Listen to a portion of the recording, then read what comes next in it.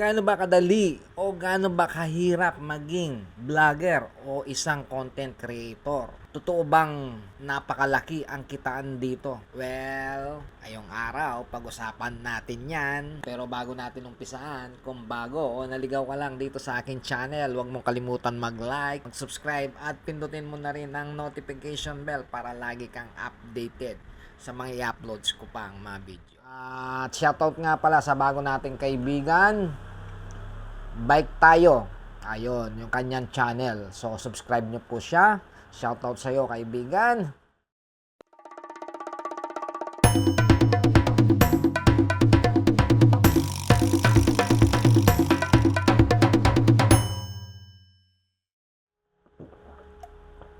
Hi guys, magandang umaga and welcome back to my channel. Magluluto muna ako ngayon ng almusal namin. Tapos maya, habang kumakain, magkukwentuhan naman tayo. Tapos sasagutin natin yung mga ilang katanungan ng ating mga subscriber sa FB, sa TikTok, at dito sa YouTube.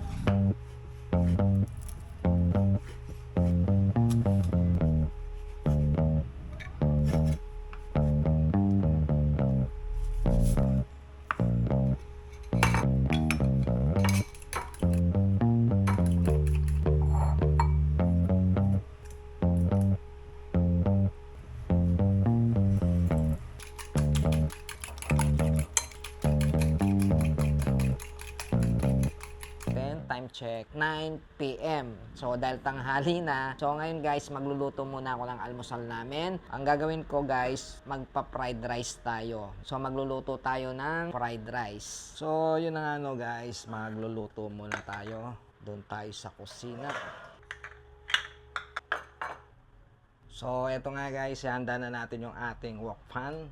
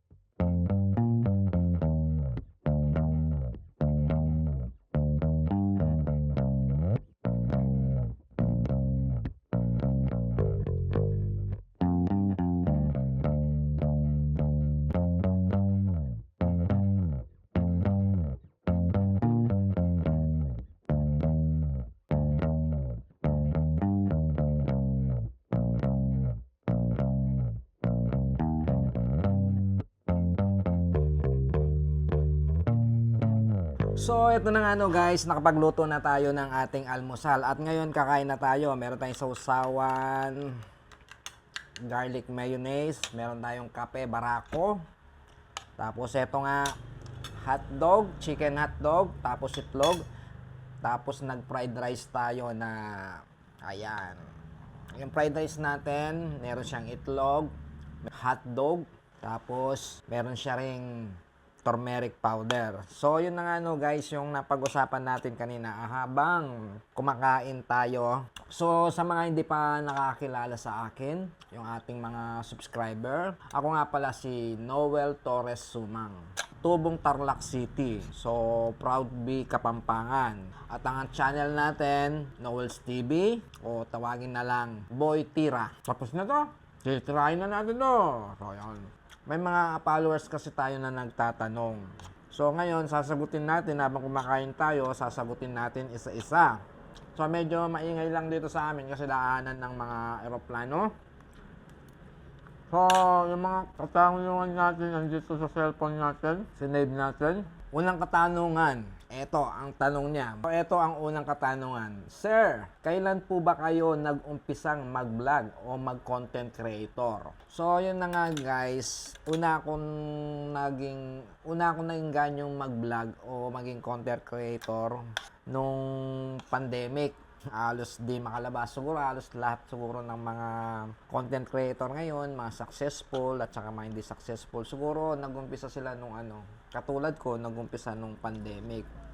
2019 yata yun. Hindi ko alam kung November o June yata yun. Kaya nainganyo ako maging content creator at saka maging vlogger. Kasi nga guys, malaki daw ang kitaan dito sa social media. Pero sa ilang years na ba? 19, 20, 21, 22, 23, 24, 25. Sa 5 years na pagbablog ko, hindi pa ako kumikita. Halos abonado ako lagi. Hindi madali maging content creator o vlogger. Magastos na, pagod na, masakit pa sa ulo. Kakaisip kung ano i-content. Although yung iba, nagtagumpay, sinuwerte, masasabi ko yun siguro. Swerte-swerte lang sa pagiging content creator. So, yun na nga no, guys, yung tanong niya nga kung kailan daw ako nag-umpisang maging content creator, mag-vlog. Yun na nga, pandemic time, nung nainganyo akong mag-vlog o maging content creator. Dahil yung sabi ko niya, yun na nga, akala ko napakadali at madaling kumita. So, napakahirap pala. Swerte-swerte lang yata. So, nasagot na natin yung unang tanong. Meron naman pangalawang tanong. Eto, babasahin natin. Boss, para sa'yo o sa experience mo, madali lang po bang maging content creator? Actually, nasagot na natin yung kanina. Sinama na natin doon sa unang tanong nyo. So, yun na nga no guys, hindi ganun kadali maging content creator. Inuulit ko. Hindi ganun kadali maging content creator o vlogger. Akala natin napakadali, di ba? So, nasagot na natin yung isang katanungan. So, meron pa isang tanong. Ito, magkano na po ba ang sinahod mo bilang vlogger? Actually, guys, nasagot na natin kanina, di ba? Pero ulitin pa rin natin. Yun na nga, no, guys, sa 5 years kong pag-content o pagbablog o pagko-content creator, di pa tayo sumasahod. Oo. Kasi, depende sa views. Depende rin sa dami ng followers ba.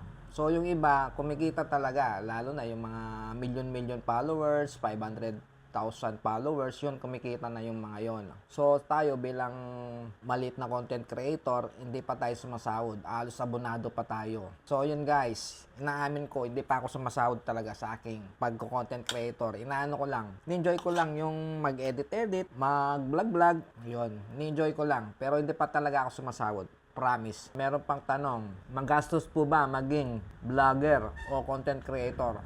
Napakagastos talaga guys. Magastos. Pag content creator ka, mamumunan ka talaga sa mga vlogging equipment pa lang guys. Naku, duguan na ang mga presyo. Although may cellphone, 'di ba? Siyempre sa cellphone, pag nag-edit ka sa cellphone, hindi ganun kaganda. Kailangan may computer ka. Tapos although sa cellphone may camera, pero iba pa rin yung may DLSR at saka action cam.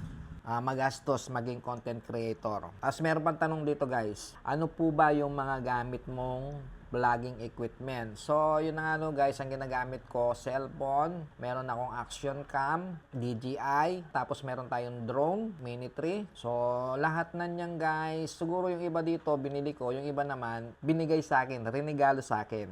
Ang madalas magregalo sa akin yung aking bayaw. Si Bert, shoutout nga pala sa'yo Bert. So, meron pa tayong katanungan dito.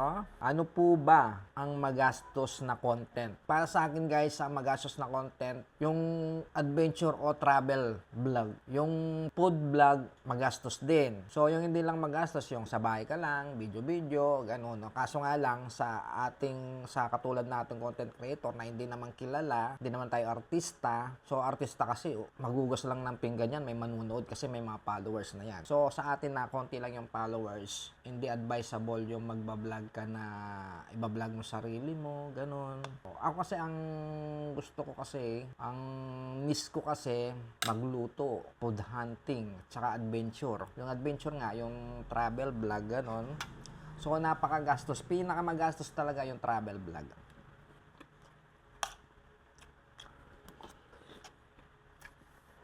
Hindi talaga biro maging vlogger.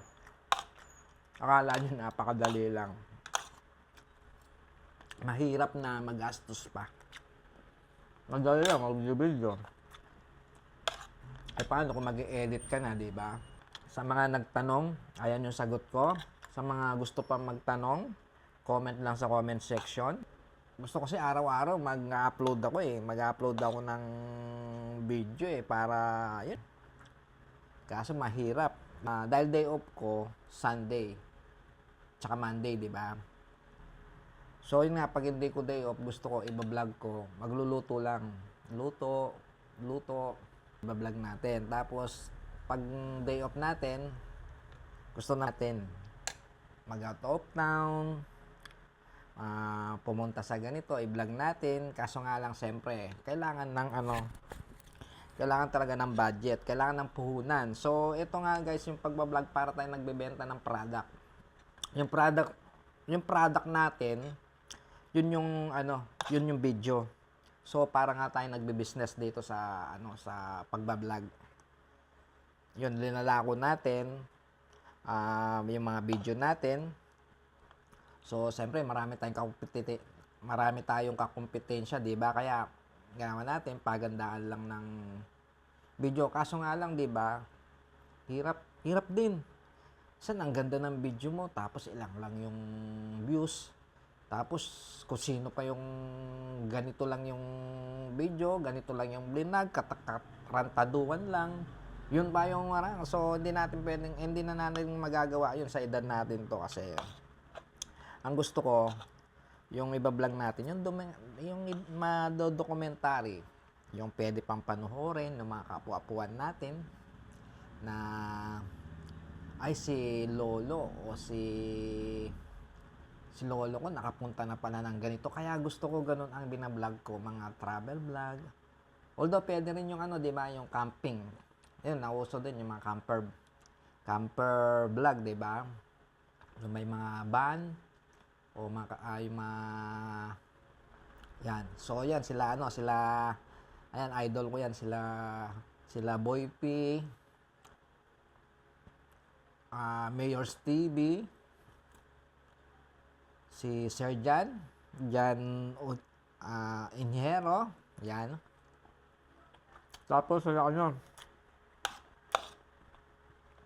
sila Hong Pam, yan. Yan, mga idol natin yan. Tapos din, gusto ko rin pinapanood yan sila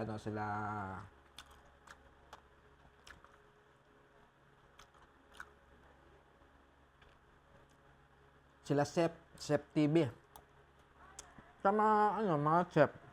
Idol natin yan, mga chef. Sila Ninong Rai, Chef RB.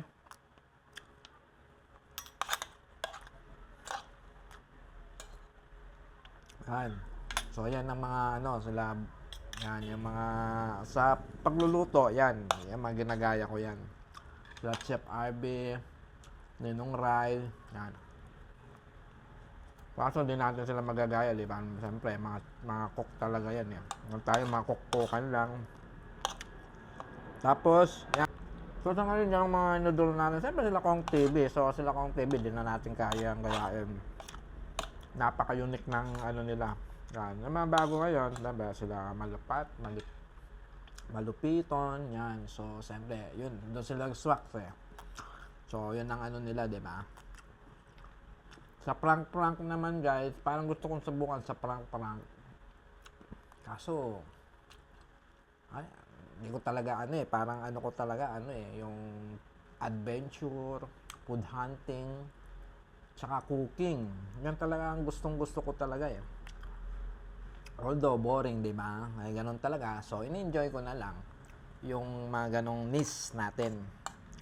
So, kasi yung gusto ko kasi na yung nado-documentary, yung kaming magpapamilya, pupunta sa ganito, tapos bibidyohan mo, iba-vlog mo, di ba? Tapos nakapunta ako sa ganito. So, ayun guys. Katulad nga ng sinasabi ko, magastos talaga maging vlogger, lalo na pag travel vlog o adventure vlog. So, minsan, tulad yung mga outing-outing namin, company outing. So, sinasama ko ng pagbablog yun. Siyempre, di ba, andong ka na rin eh. Yan. Tapos pag uwi ako ng Tarlac, yun. Yan, sinasama ko na rin sa pagbablog para magkaroon ng content. Pag pumupunta kami, bumibili ka namin ng Divisoria, yun, ginagawa ko na rin content. Yun, kasi nga, para makatipid, magastos talaga, maging vlogger talaga, mamumuhunan ka. Yung iba, di ba? Dami nilang pera, pinapakita nila, di ba? Yun ang content nila. Yan, yung kayabangan, ganon. Content nila yun eh. Kasi mas gusto nila mabas. Kasi mas marami atang kita pag binabas sila. Kasi ayoko naman ng ganun. Okay na yung ini-enjoy na lang yung ano. May tanong pa pala dito. Ito. Sabi niya, kung hindi ka nagbablog o gumagawa ng content, anong pinagkakabalahan mo? Ayun. Yun na nga guys, pag hindi naman ako full-time vlogger eh. Hindi naman ako full-time creator. So, yun, pag hindi ako nagbablog, yun, trabaho ko sa salon. Sa David Salon. Sa akong senior hairdresser ng David Salon dyan sa Market. So, shoutout nga pala sa mga client ko. May mga client din ako na sa ibang bansa nag-subscribe sa akin. At nagpapasalamat din pala ako sa kanila. Maraming salamat sa inyo.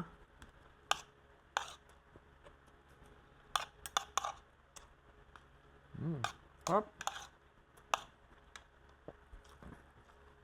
Bukas, day off din namin ulit. Try ko magluto ng pesto pasta mackerel. Yan. Abangan nyo bukas yun.